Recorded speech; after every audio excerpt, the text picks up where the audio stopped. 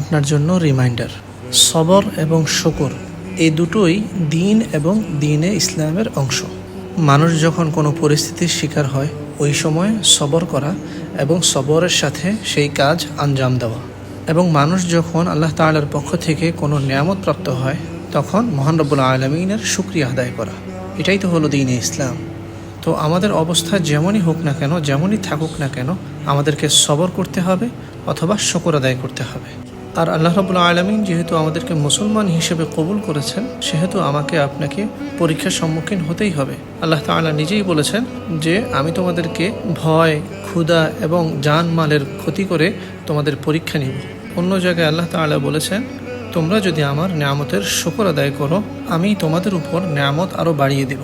তো প্রিয় ভাই ও বোন আমার, আল্লাহ তাআলার হুকুকগুলো আদায় করার পাশাপাশি সময় হলে সবর করব অথবা শুকর আদায় করব।